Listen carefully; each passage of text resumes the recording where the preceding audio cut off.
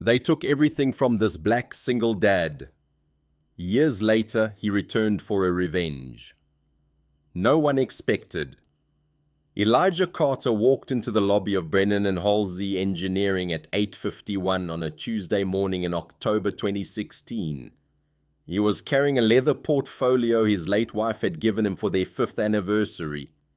And he did not yet know that by 10 o'clock that morning he would be walking out of that same lobby with a cardboard box, and the word fraud attached to his name. The morning had begun the way every morning began. He had woken at 5:40, made coffee, and stood at the window of the kitchen looking at the backyard, where the oak tree his wife had planted in 2011 was losing its leaves in that patient Georgia way that always felt like the year was tired rather than ending. He had climbed the stairs quietly to Simone's bedroom. She was 6 years old. She slept the way all children sleep who have been loved without interruption, one arm thrown above her head, her stuffed rabbit pressed into the crook of her neck. The rabbit still smelled faintly of his wife's perfume. Elijah had not washed it since the funeral 2 years earlier, and he had stopped pretending he ever would. He sat on the edge of the bed for a moment. He did not wake her. He simply put his dark brown hand on her small warm back and felt her breathing and thought, as he did every morning, that this was the only good thing he had left. And that was enough. He had kissed the top of her head, gone downstairs, made her cereal, and waited for his sister-in-law Denise to arrive at 7:15 to take Simone to school, because Denise had been helping since the funeral, and she had never once let him down. He thanked her the way he always did, carefully, without making too much of it. And then he had driven to work on Peachtree Street with the windows up and the radio off, rehearsing the presentation he was going to give that afternoon, because there was a quarterly engineering review scheduled for 2 p.m. And Elijah Carter had been senior structural engineer at Brennan and Halsey for 11 years, and he had never once missed a deadline or shown up unprepared. He was 36 years old. He was the only black senior engineer in a firm of 220 people. He had been promoted 3 times. He had turned down offers from competitors in Charlotte and Nashville because he believed in what Brennan and Halsey built. He was 3 months from paying off his mortgage. He was carrying a portfolio his wife had given him, and at 9:18 that morning, Walter Brennan's secretary called his extension and said in the tone secretaries used when they had been given a script that Mr. Brennan would like to see him in the main conference room. Immediately. Elijah had not been nervous. He had not yet understood that certain phone calls made in certain tones were the beginning of something you could not walk back from. Walter Brennan was 61 years old, silver-haired, and he had the kind of face that had spent 3 decades learning not to show anything. He was the lead partner. He had hired Elijah in 2005. He had come to the wedding. He had sent flowers to the funeral. He had written a personal note in the card. When Elijah walked into the conference room that morning, Walter Brennan did not stand up. He did not smile. He pointed to the chair across from him, and the firm's head of human resources was already sitting there with a folder open on the table, and a man Elijah had never seen before was standing by the door in a grey suit. And Elijah understood in the first 3 seconds that the man in the grey suit was from security. Walter said the firm had received a report. He said an internal audit had been conducted. He said the results were conclusive. He said Elijah's signing authority had been used to route payments to a subcontractor that had performed no documented work, and that the loss to the Peachtree Crossing project was substantial, and that the termination would be effective immediately. The folder was slid across the table. Elijah looked down at his own signature photocopied on documents he had never seen. He looked at dates when he had been at job sites in 3 different counties. He looked at a sum that made him feel like the floor had tilted. He did not argue. He did not raise his voice. He had learned years earlier that a black man in a room full of white men arguing the truth of his own character never won the argument, no matter how correct he was. He simply asked in a voice that came from somewhere very far inside himself whether he could collect his personal items. The man in the grey suit walked with him to his office. He was given a cardboard box. He was allowed 4 minutes. He took the framed photograph of Simone and his wife from his desk. He took the coffee mug Simone had painted at his summer camp. He took the small brass compass his father had given him when he graduated from Georgia Tech in 2002. He left everything else. He walked out through the lobby with the box in his arms, past the receptionist who did not look up, past the glass doors he had walked through that morning with the portfolio his wife had given him, and he stood on the sidewalk on Peachtree Street in the October sun, and understood that something had just happened to him that he did not yet have words for. The discovery had come 6 weeks earlier. Elijah had been reviewing the quarterly subcontractor payment ledgers for the Peachtree Crossing project, which was the largest contract Brennan and Halsey had ever won. $312 million from the Georgia Department of Transportation to rebuild a 17-mile stretch of elevated highway through downtown Atlanta. Elijah had been the lead engineer on the structural specifications. He had spent 2 years on the design. He believed in that project the way people believed in the honest work of their hands. He had found a line item he did not recognize, an invoice from a company called Halcyon Infrastructure Partners for $2.1 million for site support services. He had not seen that company in any meeting, any field report, any site visit log. He pulled the master payment ledger. Halcyon had been paid $17 million, over 8 months. He had stayed late that night. He had pulled the state incorporation records. Halcyon Infrastructure Partners had been registered in Delaware 3 weeks before Brennan and Halsey had submitted its Peachtree Crossing bid. The registered agent was a man named Paul Brennan, Walter's son. Elijah had sat at his desk in the empty office with the printed incorporation record in his hand, and felt the particular cold that settles into a person's chest when they understand they have discovered something that was not meant to be discovered. He had gone home that night. He had not told anyone. He had spent the weekend verifying every document 3 times. On Monday morning, he had drafted a confidential internal report, 13 pages, with supporting documentation, and he had submitted it to the firm's compliance committee because that was the procedure. And Elijah Carter was the man who followed procedure. By Friday afternoon, Harold Deacon, the CFO, had called him into a closed-door meeting and told him that an independent internal audit had uncovered irregularities in his own subcontractor signing authority. The forged documents appeared on a Thursday. Elijah had stared at them for a long time. The signatures were close, but not his. The dates placed him at meetings he had never attended. Every single forgery had been constructed to make him the only person in the firm who could have authorized the diversion. He had understood sitting in that meeting what had happened. He was the only black senior engineer in the building. He was the cleanest possible fall guy. If anyone ever investigated the Peachtree Crossing project and eventually someone with a paper trail would lead to him, the firm would survive. The Brennan name would survive. He would be the story. He would be the man who had stolen from a federal highway project, and nobody would look any further.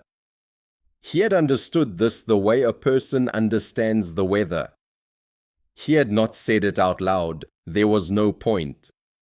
Within 5 weeks of his termination, the rest of his life came apart.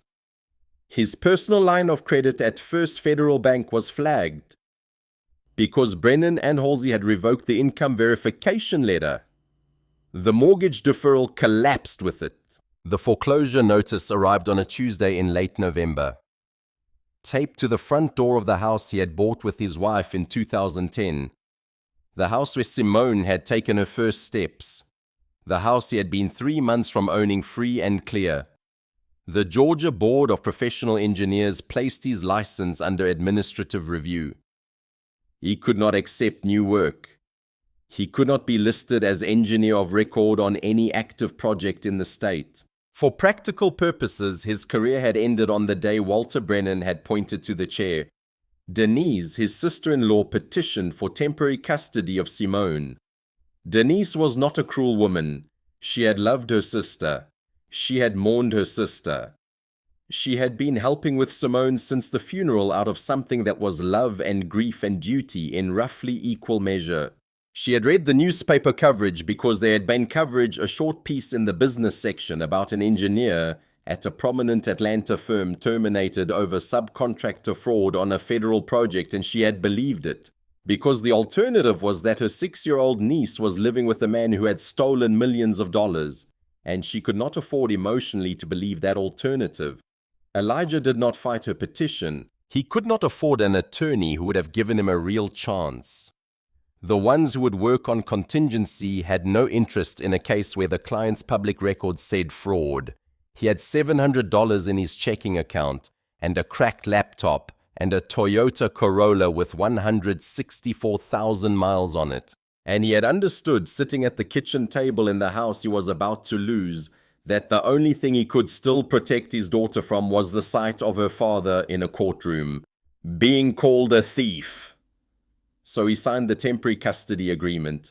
He did it on a Wednesday morning in his attorney's office, a public defender who had taken the case pro bono because the attorney's own son was a civil engineer, and something about the file had made him feel obligated. Elijah signed the papers. He shook the attorney's hand. He walked out to his car and sat in the parking lot for a long time without starting the engine. Because he had just legally agreed to live apart from his child, and he had not yet figured out how to put that sentence inside himself in a way that would let him keep moving. The last night he spent in Atlanta, Elijah drove to the house on Ridgemont Lane at 2 o'clock in the morning. He parked across the street. He sat in the Corolla with the engine off and the heater dying.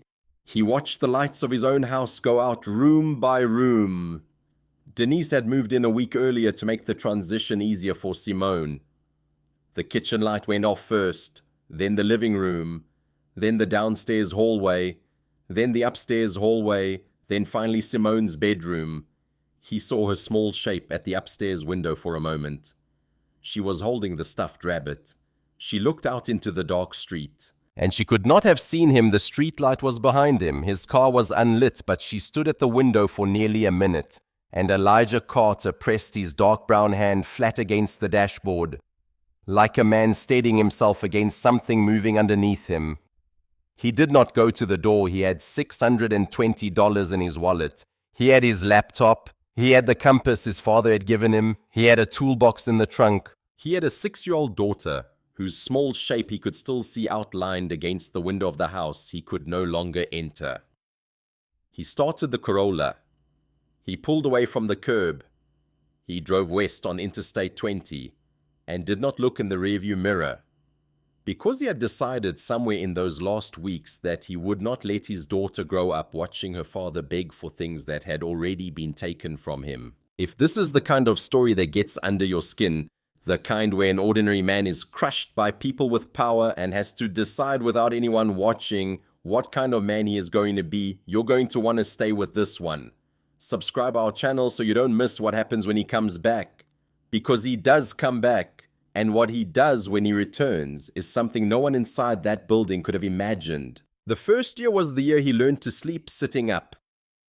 In February of 2017, Elijah Carter was in the parking lot of a Love's Travel stop outside Tuscaloosa, Alabama at 11:40 at night, and the temperature was 14 degrees, and the motels within driving distance were all charging $45 a night, and he had $31 in his checking account. So he pulled his jacket tight, moved his sleeping bag up from the floor of the truck, and he slept in the cab of a used Ford F-15, that he had bought for $3,200 with the last of his savings.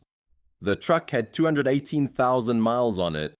The heater worked for the first 90 seconds and then died. The driver's side window had a crack that let in a thin knife of cold along the frame. He slept with his boots on, because taking them off made his feet colder than the rest of him. He kept his phone in the inside pocket of his jacket, zipped up tight against his chest, because it was Saturday night. And Sunday morning at 8 a.m., Simone would call, and the battery needed to last. He had made her that promise in the first week after he left Atlanta. He had called her from a payphone in Meridian, Mississippi, because he hadn't yet figured out how to afford a cell plan. He had told her, "Baby, I can't be in the house with you right now, but you can always call me. Sunday morning, 8 a.m. I will answer on the first ring. I will answer every time." He had kept that promise for 452 consecutive Sundays. The first call in the truck that February morning, he woke at 7:30, because the cold had not really let him sleep anyway. And he sat up in the driver's seat with his breath visible in front of him, and he rubbed his hands together until he could feel his fingers, and he practiced out loud in the cab saying, "Hi, baby," in the voice of a man who was doing fine. At 8 o'clock the phone rang. He answered on the first ring. She told him about her teacher. She told him about a book they were reading in class. She told him that the rabbit had lost a button eye, and Denise had sewn a new one on. He listened to every word. He made her laugh twice. He told her he loved her. He told her he would call her Wednesday night the way they always did. He hung up, and then he sat in the cab of the truck in the Love's parking lot. And he cried for the first time in 6 months. He cried without sound. Because Elijah Carter had grown up in a household where crying was a private act performed behind closed doors, and he cried in a way that emptied something out of him that had been pressing against the inside of his ribs since the Tuesday morning in October when Walter Brennan had pointed to the chair. He stopped after about 4 minutes. He wiped his face on his sleeve. He went inside the truck stop and bought a cup of coffee and a breakfast sandwich. And he sat at a booth by the window and he ate. Because there was a concrete pour in Bessemer at 10 a.m. that was going to pay him $110 for the day.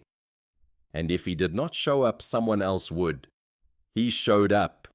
He showed up for 800 concrete pours that first year.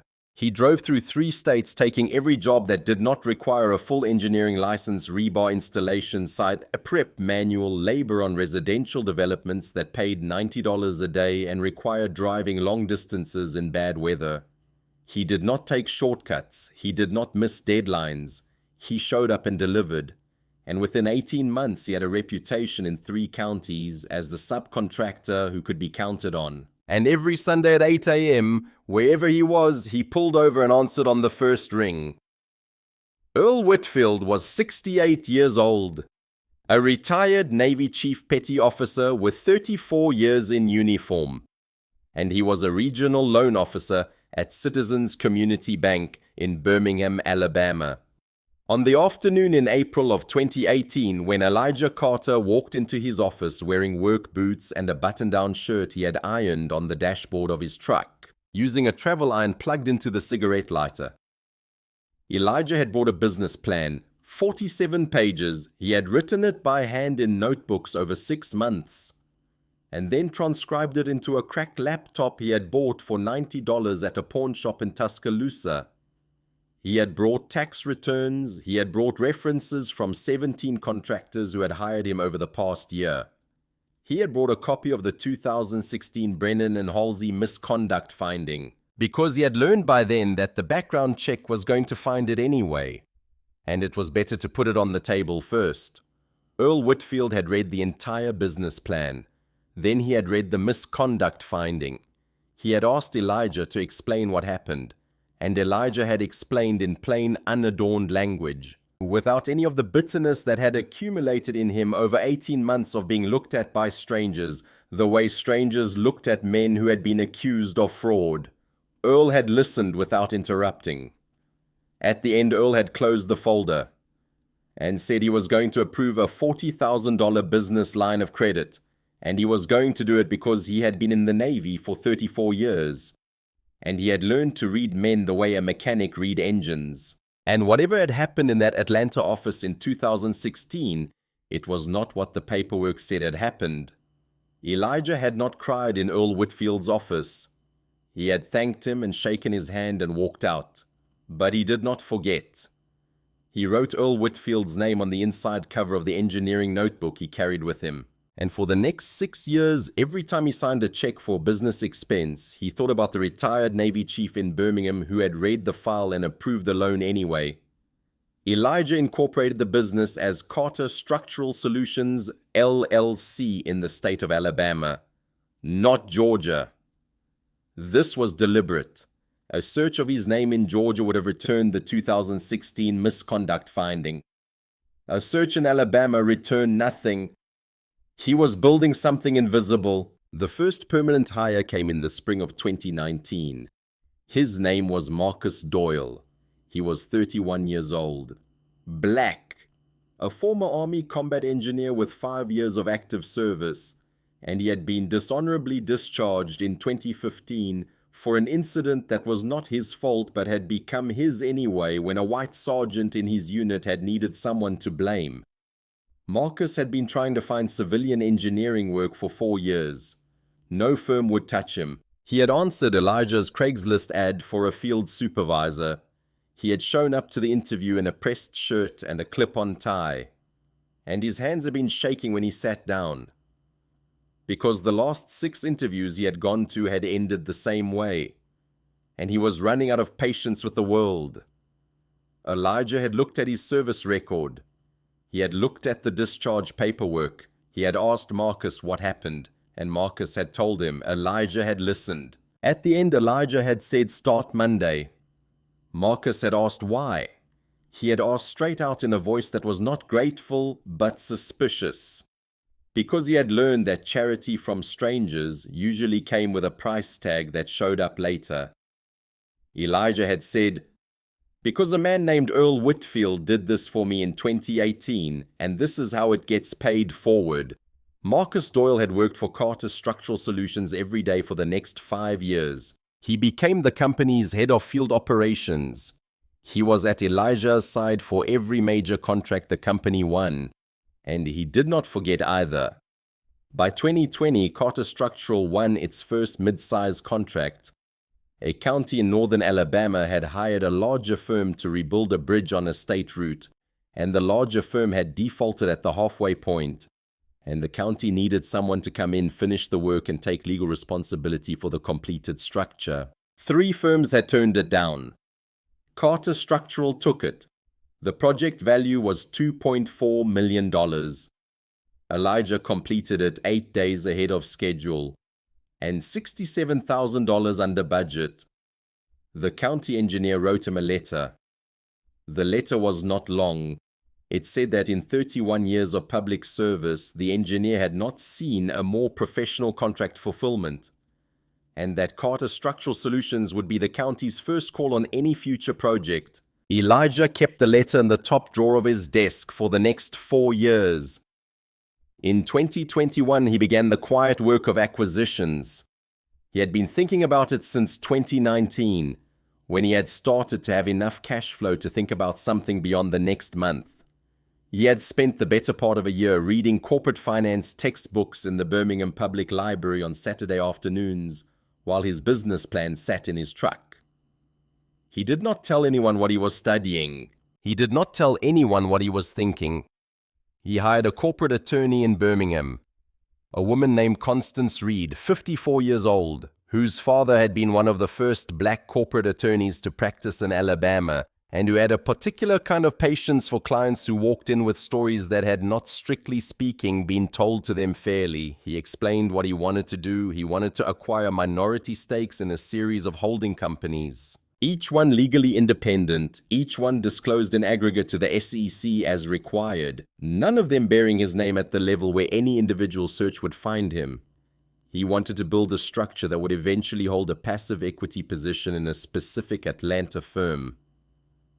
Constance Reed had listened. She had asked him one question. "Does the specific Atlanta firm know you are doing this?" "No," he said. She had nodded. She had taken the case. Over the next 3 years, she helped him assemble a structure of 9 holding companies, each one legal, each one disclosed, each one invisible to the level of any individual name. Simone was 12 years old when she called her father one Wednesday evening in the fall of 2022 and asked him directly whether the things the internet said about him were true. She had been searching his name. She had found the old news article. She had read the sentence terminated for fraud, and she had stared at it for 40 minutes before she had called him. Elijah was in his truck in the parking lot of a Home Depot in Huntsville when the call came. He pulled over to the far end of the lot where nobody would park near him. He turned off the radio. He took a slow breath, and he told her the truth. He told her all of it. The discovery, the compliance report, the forged documents, the 5 weeks when everything came apart. The choice he had made not to fight the custody petition. The night he had sat outside the house on Ridgemont Lane and watched her bedroom light go off. It took 40 minutes. She did not interrupt. She did not cry. She was 12 years old and she was his daughter, and she had inherited from him the capacity to listen without performing the listening. When he finished, she was quiet for a long time. Then she said, "Daddy, I already knew." He asked her what she meant. She said she had known since she was 9. She said children heard everything even when the adults thought they didn't. She said Denise had been on the phone one night crying, saying, "I think I did something terrible." And Simone had been on the stairs in her pajamas. And she had not understood the whole conversation, but she had understood enough. She said, "I've been waiting for you to come back ever since." Elijah Carter sat in the cab of his truck in the parking lot of a Home Depot in Huntsville, Alabama, and he put his forehead against the steering wheel, and he did not say anything for a long time, because there were no words in English that would do what needed to be done in that moment. In the spring of 2023, Brennan and Halsey Engineering lost 2 major contracts in rapid succession: a municipal water treatment plant in Savannah and a commercial office development in Midtown Atlanta. The firm underwent a capital restructuring. It refinanced its primary operating line of credit $92 million through Regions Bank in Atlanta. 8 months later, Regions Bank sold that debt package to a private investment vehicle called Halcyon Capital Trust as part of a routine portfolio transfer. Halcyon Capital Trust was owned entirely by Elijah Carter. He had chosen the name with deliberate attention. It was the same name as the shell company that had destroyed him in 2016. He had registered his fund under that name in 2021 and had been quietly positioning it for 2 years in anticipation of exactly this transaction. When Regions Bank had approached his fund manager about the Brennan and Halsey debt package in late 2023, Elijah had approved the acquisition the same afternoon. Brennan and Halsey began paying interest quarter after quarter to Elijah Carter. Not a single person inside that building knew it. That same fall, Denise drove down to Birmingham on a Saturday morning. She had called ahead. She had asked if they could meet at a diner. She had not said why. Elijah had agreed. They sat across from each other in a booth at a Waffle House off I-65. Denise was 47 now. Her hair had started to gray at the temples. She had brought a manila envelope. She slid it across the table without saying anything first. Inside were the papers to transfer full custody of Simone to Elijah. Simone had asked, she said. Simone had told her in August that she wanted to live with her father full time. Denise had not fought it. She had signed the papers a week earlier. Then she did something Elijah had not expected.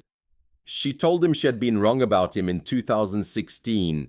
She said it briefly, without excuses.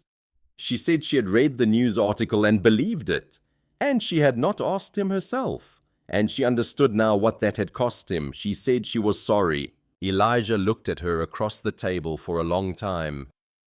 He said he forgave her. He meant it.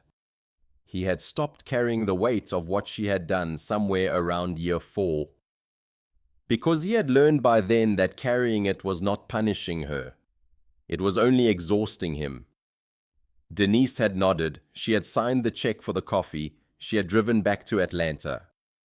Simone moved into the house in Birmingham 3 weeks later. By October of 2023, Carter Structural Solutions operated in 7 states, employed 124 people, and had annual revenue approaching $160 million. Elijah had done all of it without once using his own name in any transaction touching Brennan and Halsey. He had done all of it with a quiet, unbroken attention that a man can only sustain when the thing he is building is the thing that is keeping him alive. What he needed now to complete the merger structure that would give him majority operational control was one document. A clean internal litigation disclosure from inside Brennan and Halsey, confirming that no pending legal claims attached to the firm's project assets would complicate the acquisition. He could not manufacture that document, it had to come from inside. He reviewed the firm's current legal staff. There was one name he had never seen before. Regina Holloway, Associate Counsel. Hired 8 months earlier. Black, 34 years old. Not yet absorbed into the firm's institutional culture of selective memory. On a Monday afternoon in early October, his M&A counsel in Atlanta submitted a formal engagement letter to Brennan and Halsey requesting a preliminary due diligence consultation on behalf of a confidential acquirer. The letter listed only the acquirer's legal counsel and the requested meeting window. It did not list Elijah Carter. Regina Holloway received the letter on Tuesday morning.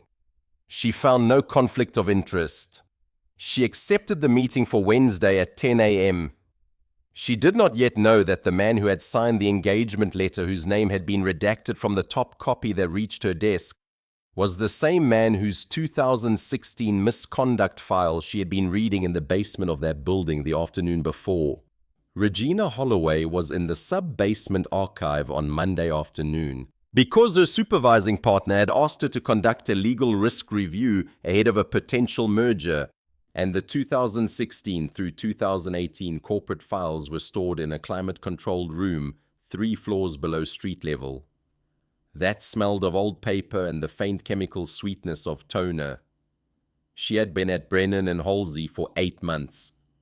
She had graduated from Howard Law in 2015, clerked for a federal judge in the Northern District of Georgia, and spent 6 years at a firm in Washington before moving back to Atlanta to be closer to her mother, who had been widowed in 2015 and had begun in the past year to forget small things, in ways that were not yet alarming but had started to feel like weather coming. She was the only black attorney in Brennan and Halsey's legal department. She had noticed this on her first day.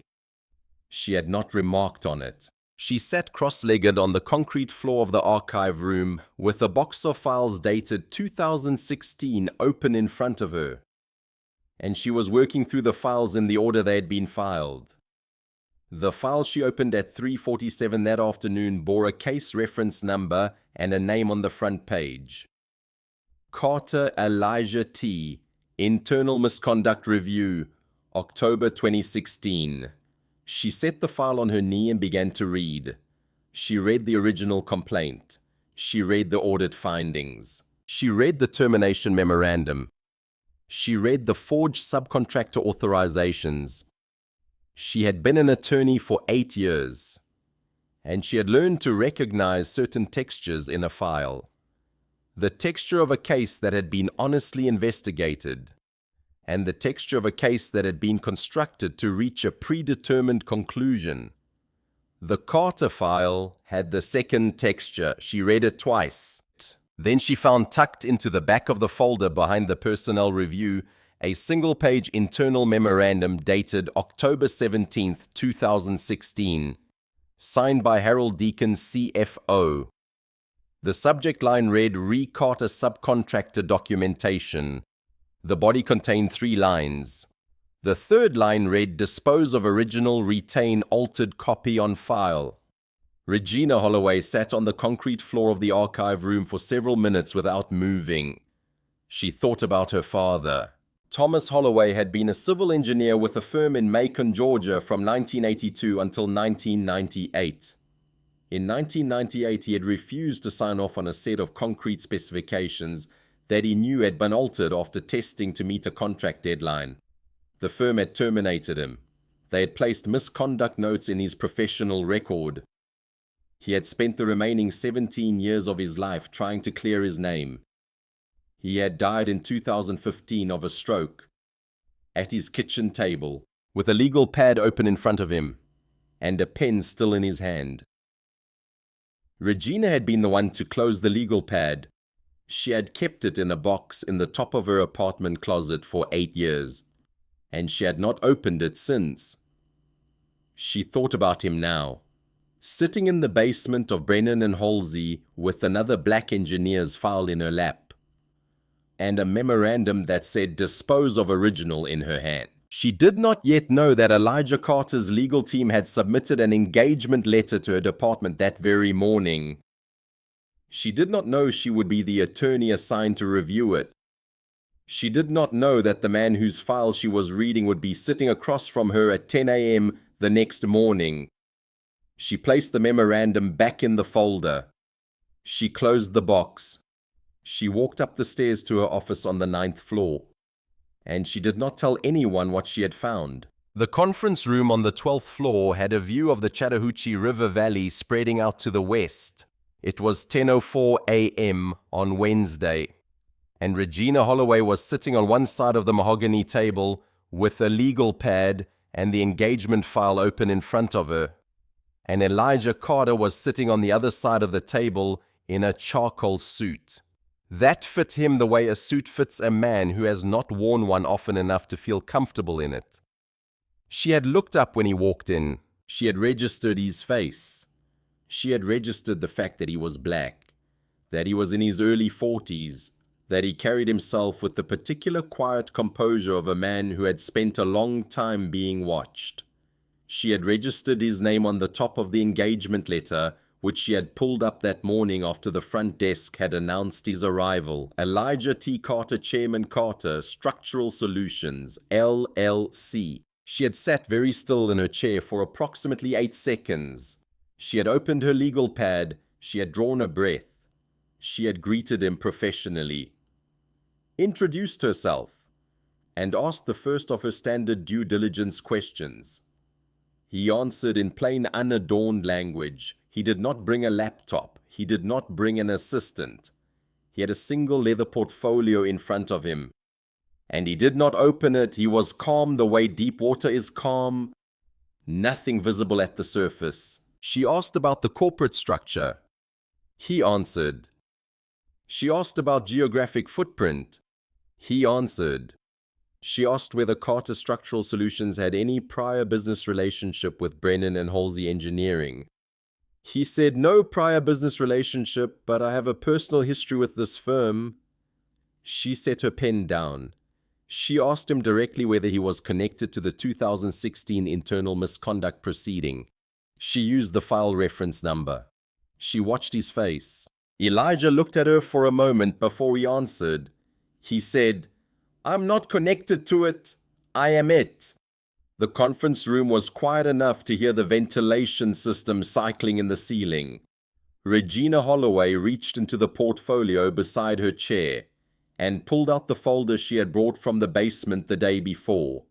She placed it on the table between them. She turned it to face him. She said, "I found this yesterday. It was in the 2016 archive box. I wasn't sure what it meant."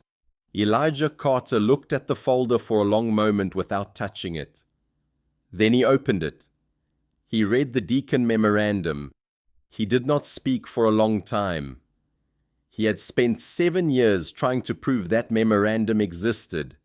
He had hired a forensic document examiner in 2020 who had confirmed the signature alterations on secondary copies of his termination paperwork, but who had been unable to establish the original chain of instruction. He had assumed the authorization memo had been destroyed. It had been sitting in a basement file box for 7 years. He said finally, and his voice was steady, "That's the authorization Deacon signed off on replacing the original subcontractor documents with altered versions. That memo was supposed to confirm the originals had been destroyed." He looked up at Regina. He said they weren't. They stayed in the conference room for 3 hours. Elijah told her what had happened in the order that it had happened. He did not ask her to keep the meeting off the record. He did not ask for anything. He told her about the discovery of the Halcyon infrastructure line item. He told her about the compliance report. He told her about Walter Brennan pointing to the chair.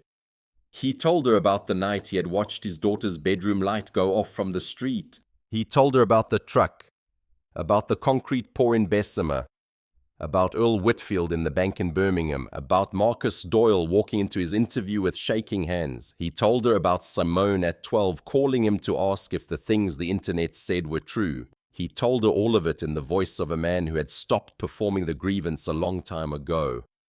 It was simply the record, offered plainly, without any of the weight that tends to accumulate when a person has been carrying injustice for long enough to confuse it with identity.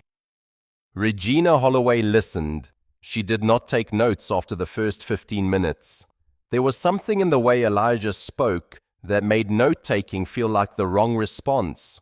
She thought about her father. She did not say so. She thought about the legal pad still in the top of her closet. At some point, Elijah asked her mildly why she had been in the archive in the first place. She almost smiled. She said she had been assigned to conduct a pre-transaction legal risk review. She said she had not known she would be reviewing files for the person who was going to sit across from her the next morning. Elijah looked at her for a second, and something shifted in his expression, not quite a smile, but in the same direction. He said, "That's either a significant coincidence or the universe has a specific sense of humor." Regina said, "I'm going with coincidence." She stood and walked to the window. The October light was pale and clean, and the river was a flat grey ribbon in the distance.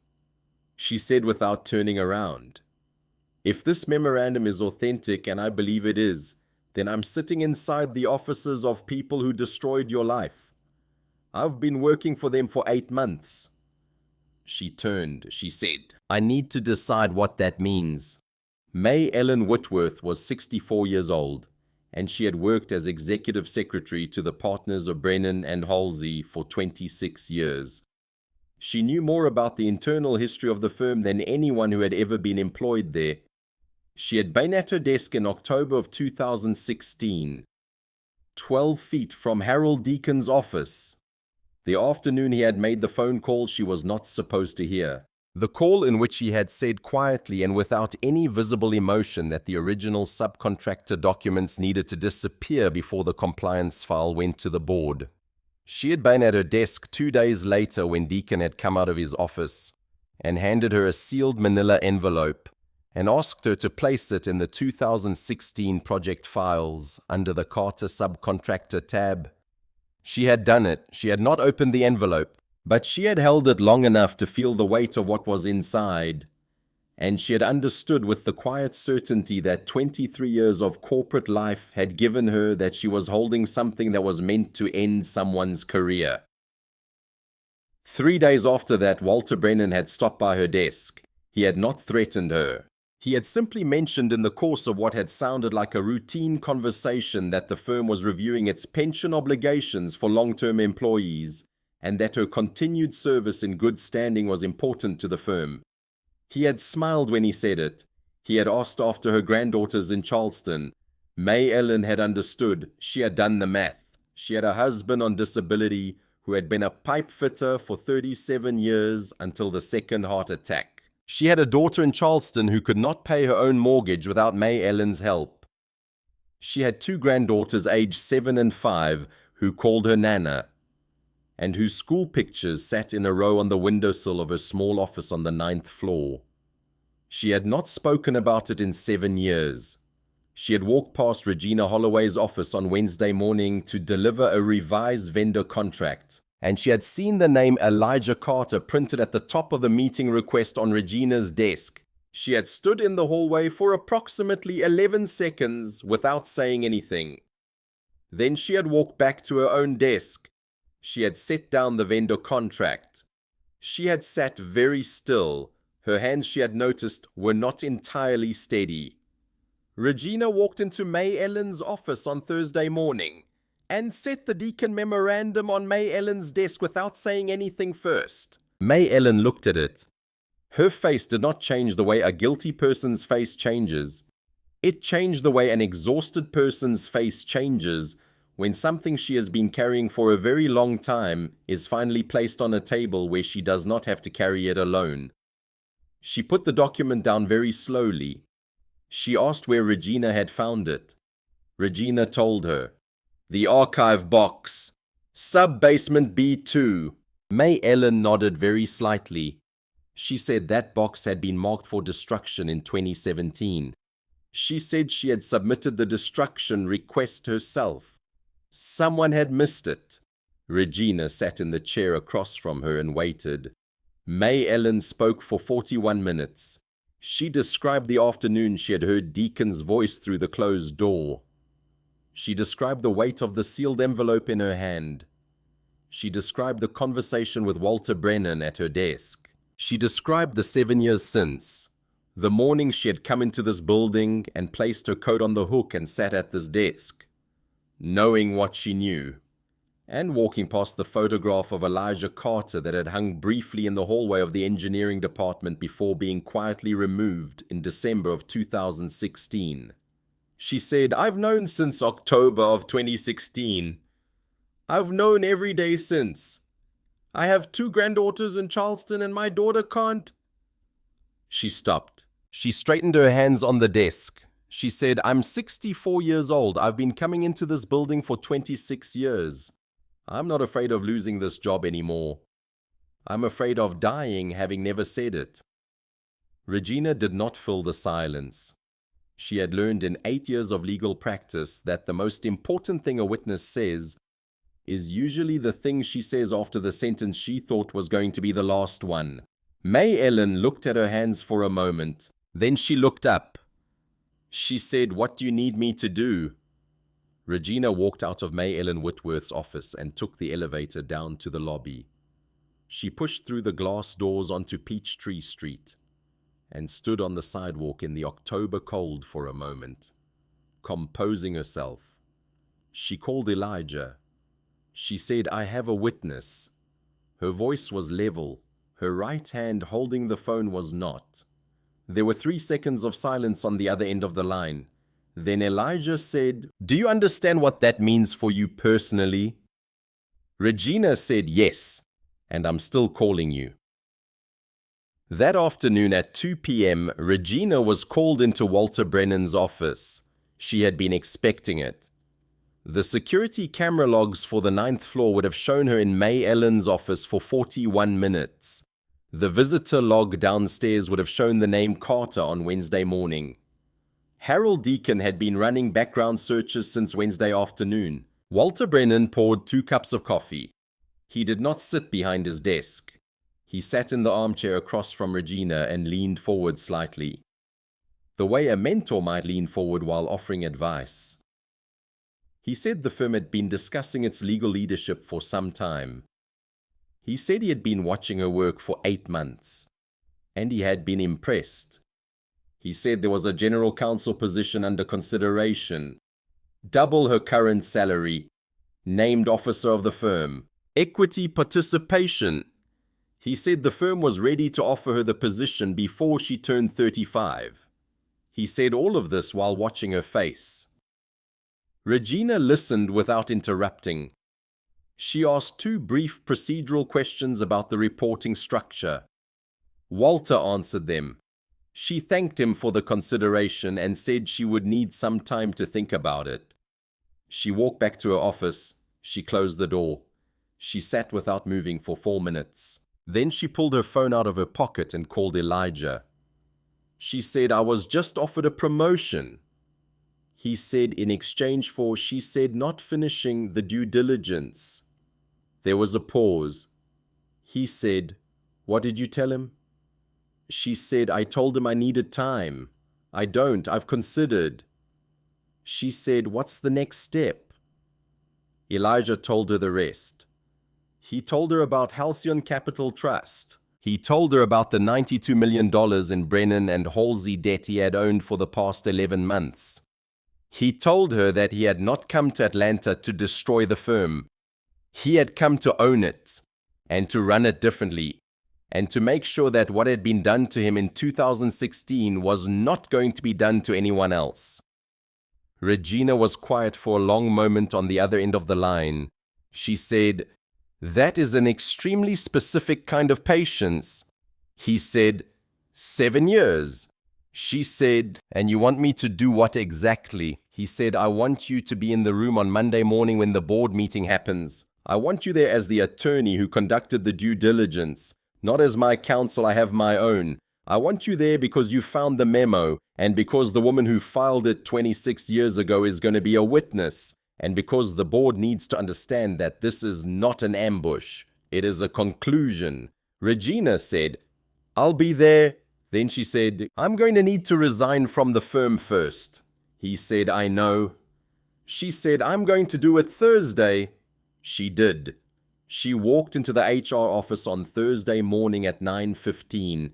She submitted a one-page resignation letter. She returned her key card to the front desk. She cleared her office in 20 minutes.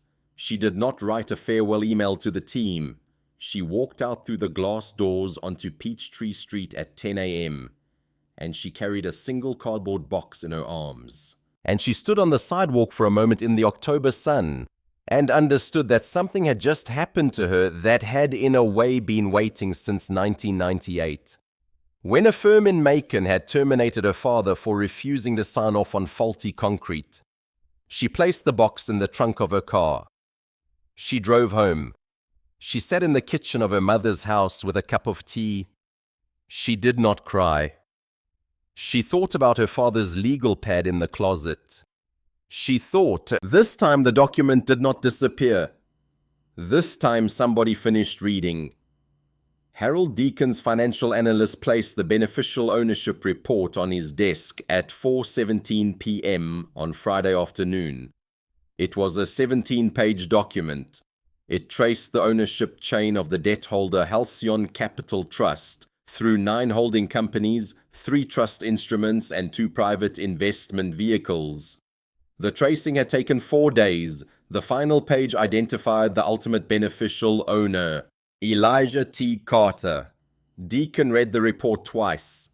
He did not close his office door. He did not call his assistant. He stood up slowly, picked up the report, walked down the corridor, and entered Walter Brennan's office without knocking. He set the report in the center of Walter Brennan's desk. He did not speak. Walter Brennan looked up from his computer. He looked at Deacon's face. He looked down at the report. He read it. His hand was on his coffee cup. And he set the cup down hard enough that the coffee came over the rim and spread in a slow, widening pool across the top sheet of the report. He looked up at Deacon. He said, "Get him out of Atlanta." Deacon did not answer. He picked up the report, careful of the coffee, and walked out. At 9:06 p.m. that Friday night, Walter Brennan sat alone in his office on the 14th floor of the Brennan and Halsey building. The cleaning staff had left. The lights on the rest of the floor had gone off. His office was lit only by the desk lamp. He stood at the window and looked across Peachtree Street at the Western Atlanta Hotel. 38 stories, lit up against the autumn sky.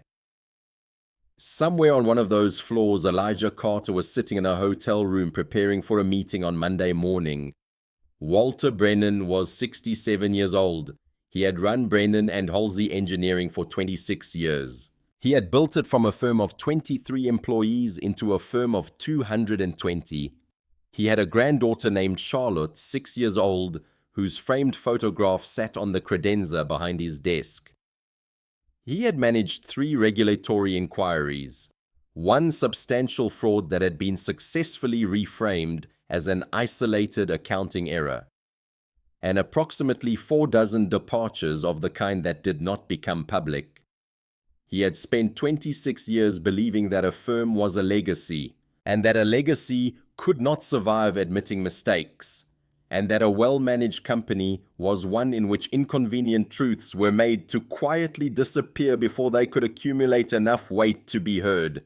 He had not thought about Elijah Carter in approximately 5 years. He thought about him now. He thought about the afternoon in October 2016 when Harold Deacon had brought him the original subcontractor review showing the Halcyon infrastructure diversion. And he thought about his son Paul. And he thought about the decision he had made that afternoon, which had not felt like a decision at the time. It had felt like a management problem that needed to be solved quickly. Before the exposure became unmanageable, he had chosen Elijah Carter because Elijah Carter was the cleanest fit for the profile the forged documents needed to describe. He had known this. He had not said it out loud even to himself, but he had known. He had not thought it would matter 7 years later. He understood now that he had been wrong about what mattered. He understood standing at the window of his office at 9:06 p.m. on a Friday in October of 2023 that a risk is not solved by being moved. A risk is only slept. And sometimes risks wake up holding $92 million in debt, and a witness, and a document that was supposed to have been destroyed. He stood at the window for a long time. He did not cry. He was not a man who cried. He thought about the possibility of resigning before the board meeting on Monday. He thought about calling his outside counsel and beginning the negotiation of an exit package. He thought about his granddaughter Charlotte. Then he thought, no, I will sit in that room on Monday morning. I will see what he brought. He turned off the desk lamp. He took the elevator to the parking garage. He drove home through the empty streets of Buckhead with the radio off. Monday morning, 9 a.m. Main conference room, 14th floor, Brennan and Halsey Engineering. 12 board members were seated around the mahogany table. Walter Brennan was at the head. Harold Deacon was to his right. The firm's outside counsel, a silver-haired partner from a downtown firm, was beside Deacon. The other board members were arranged in the order of their seniority, which in Walter Brennan's firm was the order of their deference. Elijah Carter arrived alone. He was wearing the same charcoal suit he had worn to his meeting with Regina Holloway. He carried a single leather portfolio. He did not bring an attorney. He did not bring an assistant. He walked into the conference room at 8:59. He was shown to a chair directly across from Walter Brennan. Walter Brennan stood up. He offered his hand. Elijah did not take it. He sat down. He placed the portfolio on the table in front of him. He did not open it. Walter Brennan sat back down. His outside counsel slid a document across the table. It was a buyout offer. $180 million for the Halcyon Capital Trust debt position. Double the face value of the debt. Standard non-disclosure agreement attached. Standard non-disparagement clause. Standard full release of all claims. Elijah read the document from the first page to the last. He did not react. He did not speak. He set the document down, then he opened the portfolio. He removed 3 folders and placed them in the center of the table. The first folder contained the Deacon Memorandum of October 17, 2016, with full chain of custody documentation traced through the archival records. The second folder contained May Ellen Whitworth's 4-page witness statement, signed and notarized, describing in precise detail what she had witnessed between October 15th and October 24th, 2016. The third folder contained 134 pages of reconstructed financial records, bank transfers from Halcyon Infrastructure Partners to accounts linked to Paul Brennan, subcontractor payment ledgers, state incorporation filings from Delaware and Nevada, testimony from 2 former Halcyon employees who had agreed to cooperate in exchange for documentation clearing their own names, and the forensic document examination confirming signature alterations on the 2016 termination paperwork. Elijah looked at each person at the table in turn. He said, "This is not a negotiation, this is a notification. What happens next depends entirely on how this board chooses to respond." The room was very quiet. Regina Holloway was standing near the window on the far side of the conference room.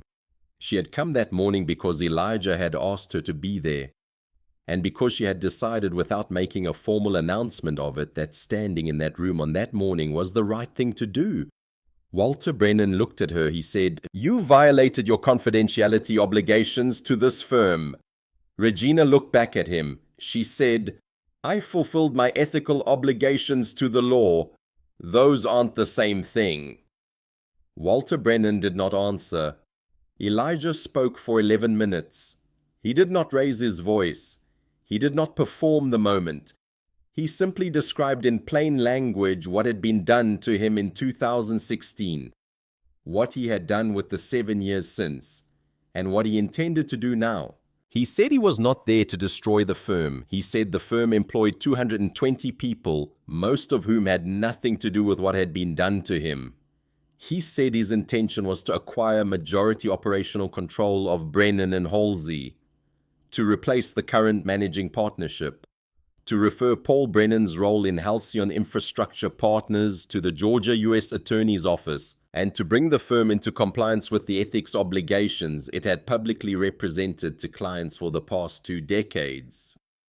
He said he had learned in the 7 years since Walter Brennan had pointed to the chair that winning was not the same as outlasting. He said the most dangerous person in a room was not the one performing strength. It was the one patient enough to let the truth do the work. He said he had come back for one reason, not for money, not for revenge. He said that if he had wanted revenge, the documents in the 3 folders would already have been in the hands of federal prosecutors. He said, "I came back to make sure that what was done to me is not done to anyone else in this firm's name, ever again." Walter Brennan did not speak. His outside counsel placed a hand briefly on his arm. It was a small gesture.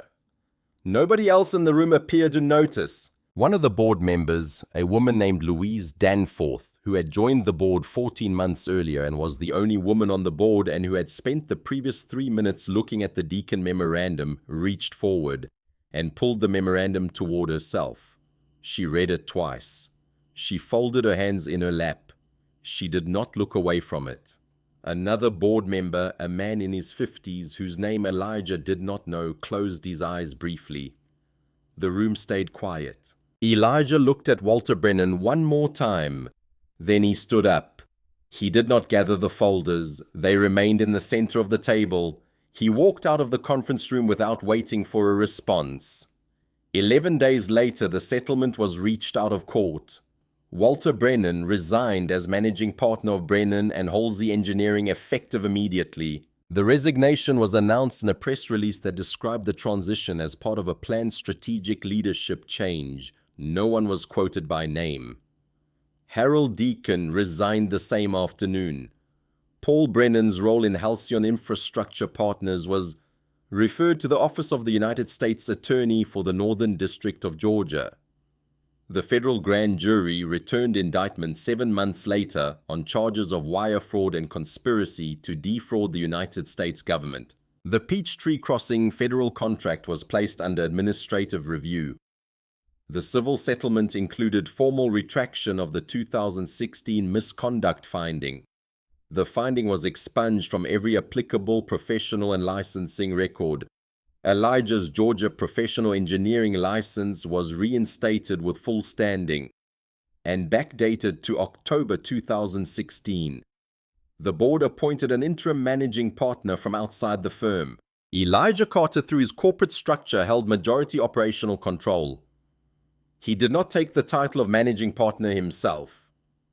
He had decided before the Monday morning meeting that his name on the door of the firm was not what he had come back for. He accepted a portion of the civil settlement directly. The amount was calculated to the dollar by a forensic accountant who had been working the case for 3 years. It corresponded exactly to what Elijah had lost in 2016. The mortgage, the legal fees, the career income differential across 7 years, the value of the pension he had forfeited. The remainder, a figure in the mid-8 figures, he placed into a fund administered by an independent non-profit board. He called the fund the Peachtree Fund. Its stated purpose was to provide legal and financial assistance to independent engineers and contractors who had suffered damages in disputes with larger firms. His own M&A attorney had suggested respectfully that he keep more of the money. He had explained once why he wasn't going to. She had not asked again. He announced no press release. He registered the fund. He seeded it. He appointed Earl Whitfield, now 75 years old and 3 years into his second retirement, to the fund's board of directors. Earl had said yes on the phone, in a voice that sounded like a man who had been waiting without knowing it for exactly this phone call. May Ellen Whitworth filed her retirement paperwork on the Monday after the settlement was signed. Before she cleared her desk, she stopped by her windowsill plant a small pothos she had kept in the same clay pot for 11 years, and she carried it to the kitchen down the hall. And she left a small handwritten note beside it, for whoever wants it, it likes morning light. She cleared her desk in 40 minutes. She took the photographs of her granddaughters from the windowsill. She took a blue ceramic lamp her daughter had given her in 1999. She left everything else. She walked out through the glass doors onto Peachtree Street at 4:47 p.m. on a Monday afternoon in late October. Elijah Carter sent her a letter by hand 2 days later. Not an email. Not a card. A letter. Written on plain paper in his own handwriting. 2 sentences. You spoke when it mattered. That is all anyone can do. May Ellen read it at her kitchen table in her small brick ranch house in Decatur. She folded it in half. She placed it in the drawer of the kitchen table where she kept things she wanted to keep. She sat at the table for a long time afterward. She was not crying. She was simply sitting. Her husband was watching television in the next room. Outside, the October light was going soft and blue at the edges. She thought about the afternoon in October 2016 when she had held a sealed envelope in her hand and known what was inside it. And she thought about the afternoon in October 2023 when a black attorney she had not known 3 weeks earlier had walked into her office and placed a document on her desk and said nothing. And she had finally understood after 7 years that the thing she had been most afraid of was not losing her pension. The thing she'd been most afraid of was dying, having never said it. She did not have to be afraid of that anymore. 6 months later, on a Tuesday afternoon in April, Simone Carter walked out of her 8th grade engineering elective, carrying a balsa wood model bridge in both hands. She was 14 years old now. She wore her hair in 2 thick braids, and she had inherited from her father the particular way of carrying herself, economical, unhurried, paying attention to things other people missed. The bridge was her semester project. She had been working on it for 3 weeks. She had come in early some mornings to add bracing, adjusting the tension in the wire supports with the meticulous patience of a person who understood intuitively that structural integrity is built in small corrections, not dramatic interventions. One of the diagonal support members was missing from the left side of the lattice because she had run out of balsa sticks 2 days before the project was due, and had decided the bridge would have to hold without it. The bridge was holding. Her teacher had told her to name the project. She had named it Peachtree. Elijah was waiting in the parking lot of the school. Regina Holloway was with him not by plan exactly, but because she had been in his office that afternoon reviewing a vendor contract, and it was a reasonable direction to drive. They had been working together for 4 months now. She had taken the position of general counsel at the restructured firm in February. Whether what was between them was a friendship or a partnership or the beginning of something neither of them had named yet, neither of them had asked. They had both learned in different ways that some things did not require naming to exist. Simone spotted them from across the schoolyard. She registered the fact of both of them standing together without comment, and she jogged over with the bridge cradled carefully in both hands. She held it out to her father. Elijah took it. He turned it over. He looked at the gap in the lattice where the diagonal support should have been. He said quietly, "Yeah, sometimes missing something doesn't make it fall." Simone nodded. She was already looking past him toward the car, her mind moving on to the homework she still had to do that evening. Regina stood a few feet back and watched the two of them. The father looking at the thing his daughter had built. The daughter watching her father understand it. She felt something shift in her chest, not a closing exactly, but a quiet readjustment. The way a structure settles when the weight pressing unevenly on it is finally redistributed. She thought about her father's legal pad, still in the box at the top of her closet. She thought that someday soon she would open it. Not to grieve, just to finish reading.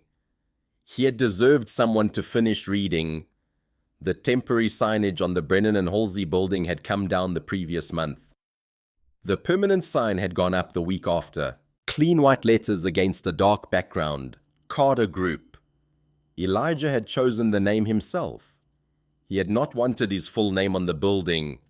A last name was enough. A last name he had decided was the part of a person that outlasted him. The part that could be passed down, built upon, honored by the people who came after. The 7 years had not been what the world had done to him. They had been what he had done with what was left. And somewhere in a kitchen drawer in a small brick ranch house in Decatur, an old woman kept a 2-sentence letter folded in half, beside her reading glasses, and her husband's old pocket watch, and a photograph of 2 granddaughters in Charleston. The letter said the only thing that had ever needed to be said. You spoke when it mattered. That is all anyone can do. Elijah Carter never said he had won. He said he had come back, and this time he stayed.